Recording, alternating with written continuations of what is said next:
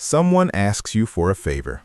You don't have the time, you don't have the energy, every part of you wants to say no, but you hear yourself say, "Sure, I'll take care of it."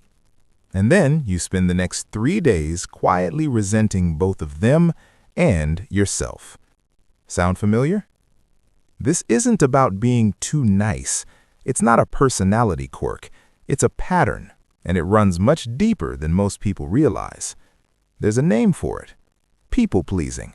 But that label makes it sound harmless, even sweet. What it actually is a survival strategy, one that probably made perfect sense at some point in your life. Maybe saying no as a child meant conflict. Maybe it meant withdrawal of love, or someone's disappointment, or an argument that felt too big to survive. So you learned, you adapted, you became the person who says yes, because yes felt safe. The problem is, you're not a child anymore, but the nervous system doesn't always get that memo. Here's what's actually happening when you can't say no, even when you desperately want to.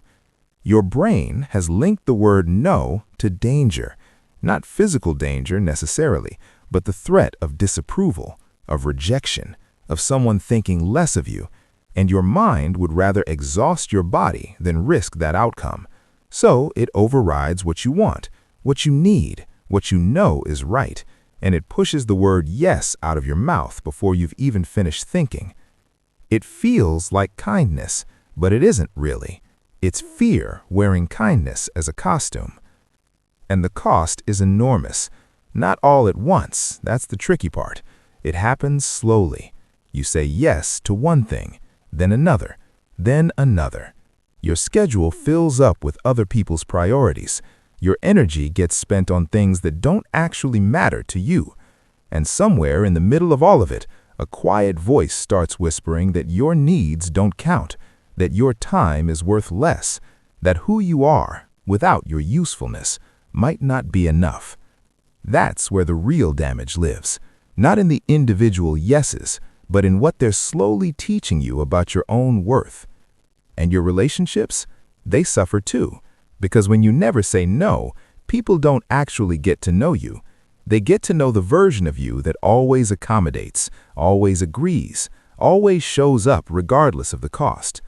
That might look like a good relationship from the outside, but inside, it breeds resentment, distance, a slow, quiet loneliness surrounded by people who need you but don't truly see you. So how do you start to change it? Not in theory, actually, in real life. You start by recognizing the pause, that half second between someone asking and you automatically answering. That pause is yours. Own it. You're allowed to say, "Let me think about that." You're allowed to sit with the discomfort of not immediately giving someone what they want. That discomfort is not a sign you're doing something wrong. It's a sign you're finally doing something different. Then you practice the smallest no you can find, not the big, scary, confrontational one, the tiny one. "I can't make it tonight. That doesn't work for me this week." You'll notice the world doesn't end. The relationship, if it's real, survives. And every small no rewires something. It teaches your nervous system that the danger it was so afraid of, it was never really there. And here's the most important thing to understand. Saying no isn't a withdrawal of love. It's not cruelty. It's not selfishness. It's a boundary. And boundaries aren't walls that keep people out. They're the architecture of a relationship that can actually last. They're how you show up honestly instead of just obediently. You cannot pour endlessly and never refill. You cannot give from a place of emptiness and call it generosity. At some point, the most loving thing you can do for yourself and for the people around you is to finally, gently, unapologetically say no. Because the people who truly matter, they don't just want your yes, they want you.